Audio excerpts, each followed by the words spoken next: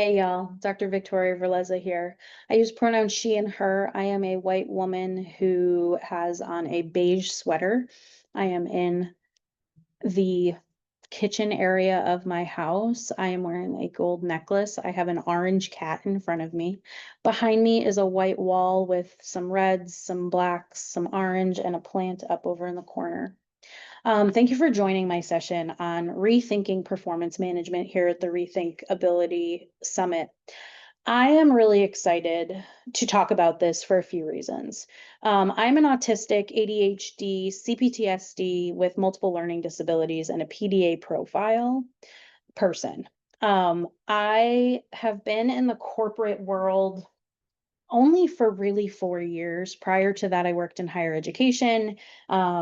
And something that I have found to be a very high point of contention, especially for us folks who are neurodivergent or disabled, is performance management. So when we're thinking about performance management, I'm thinking about it from multiple perspectives: ongoing feedback, formalized evaluation cycles, those check-ins or periodic reviews, if you do them once, twice, 4 times a year, those particular pieces of the job that could result in a performance improvement plan, promotions, more money, etc.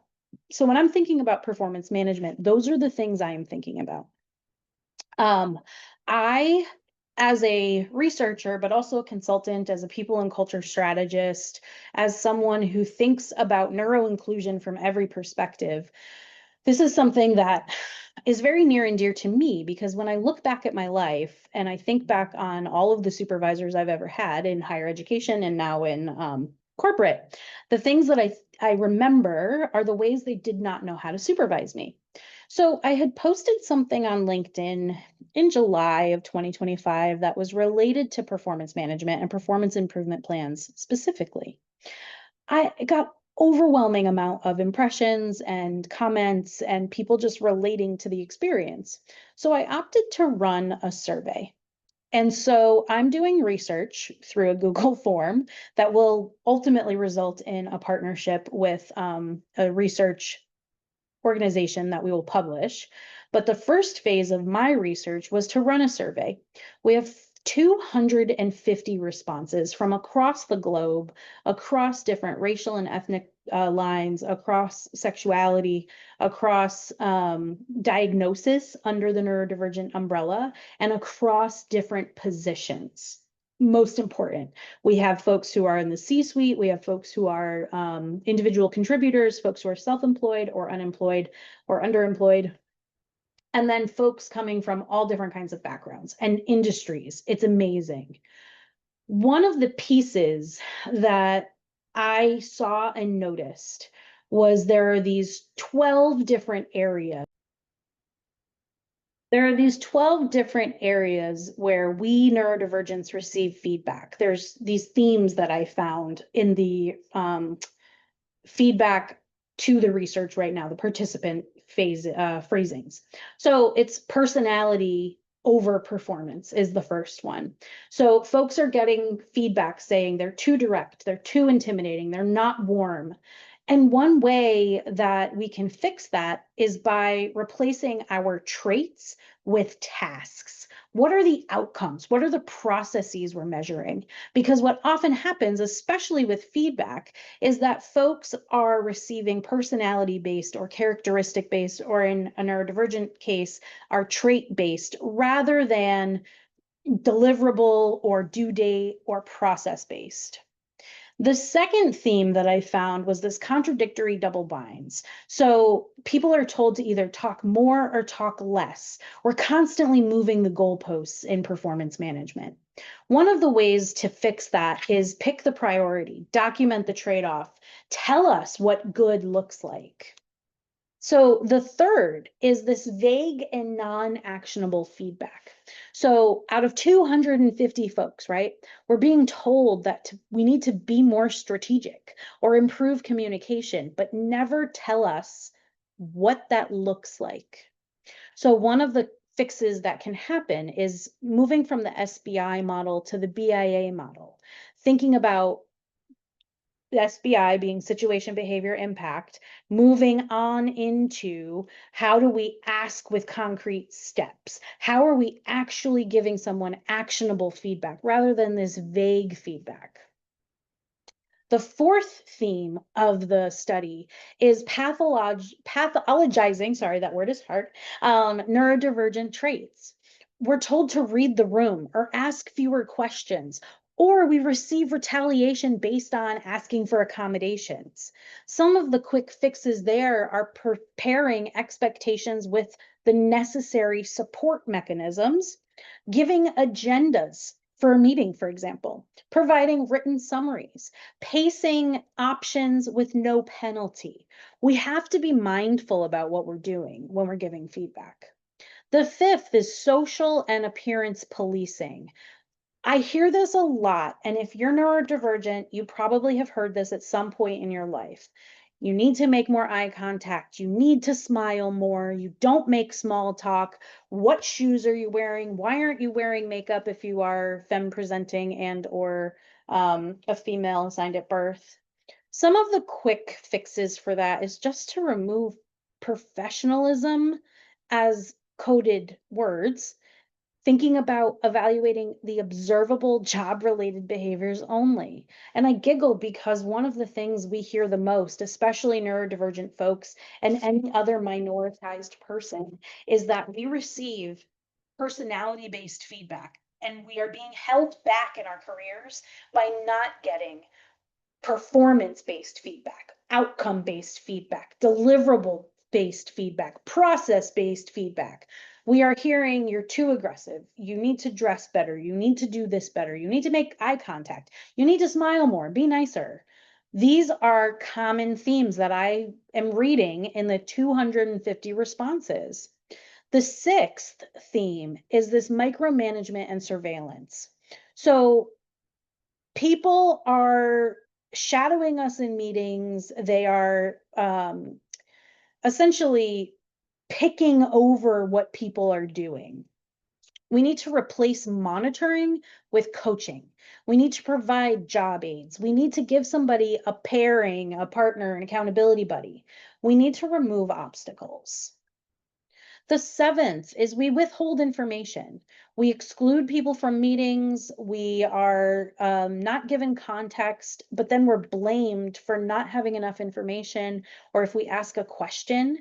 Some quick fixes for that are we publish the source of truth. Who's the owner of the meeting? Who's making the decisions? What are the priorities and what are the due dates? Providing more information up front. The eighth theme is oftentimes we neurodivergent folks or other minoritized groups are seen as insubordinate if we're seeking clarity or asking questions. When we ask questions, we are seen as argumentative, difficult, a problem, disruptive. We can quickly fix this by defining what a challenge up would be, scheduling Q&A calls, and reward the risk prevention rather than saying you're asking too many questions. When we do ask the question, when we do bring up a risk, we should be rewarded rather than punished because we're thinking about things from a different perspective. The ninth theme from the study is this idea of weaponized professionalism. The theme across people was the neutral tone is called rude or aloof, and trauma or burnt outness, burnout is pathologized. So what we need to be doing is not weaponizing our tone, our facial expression, encouraging the idea of burnout, not really encouraging rest. We need to also pay attention to our writing in these reviews. So the 10th is inconsistent evaluation and barrier blocking. So one of the themes that we see a lot is how we, neurodivergent and other minoritized folks, we have and get strong results, and yet the credit is stolen or our reviews are used against us. So, what we need to have and what we need to see in order for performance management to be really inclusive is to provide a rubric, provide essentially trainings on how to provide objective feedback. The 11th is the psychological impact. So, what I saw in the study was that the feedback that we get, neurodivergent folks get, can erode confidence. It can essentially stunt us. It can provide burnout, or it can not even provide, it can put us into burnout, and ultimately we leave. This is what happened to me, and this is why I left one of my jobs because I was not being taken seriously. My neurodivergent traits were being used against me, and ultimately I left because I was not being valued in the way that I should. A quick fix for this is thinking about our workload and recovery plans, measure manager support behavior. It's not just on the employee. And then finally, this 12th theme that I saw across the 250 respondents, our bright spot pattern. So in supportive teams, traits become assets. How are we looking at our neurodivergent folks who are absolutely going to increase innovation, creativity, productivity? Teams with neurodivergent folks are 30% more productive. So how are we encouraging that?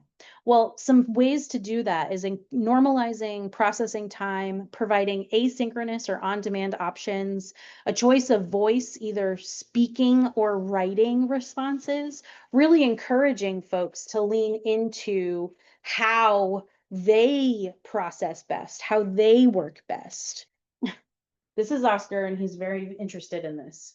So, folks, all of that to say, if you are neurodivergent and or you are a leader at a company, one of the best things you can do is provide information to managers, supervisors, and leaders on how performance management can be inadvertently losing you talent because we're not training managers and leaders on how to give neuro-inclusive or bias-aware feedback. So when you're thinking about performance management and the end of the year evaluations, which are coming up very, very soon, I'd encourage you to check out the resources that I have on my LinkedIn. You can check out my website. I have a lot of different resources. There are a lot of different people out there educating, but this particular research is new.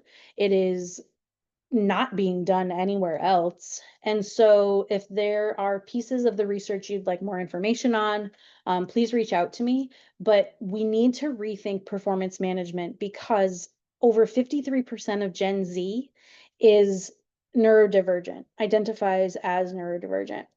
And in just a couple of years, more than 50% of our employees are going to be Gen Z. So in order for us to future-proof the workplace, we need to start thinking about neuro-inclusion now, and we need to be thinking about it from the beginning to the end, from the recruitment to the offboarding. There has to be neuro-inclusion built into everything. It's not just good for the neurodivergent employee, it's good for everybody. Thank you for coming to my Rethinkability TED Talk. Please connect with me if you'd like, and thank you for listening. Have a good one.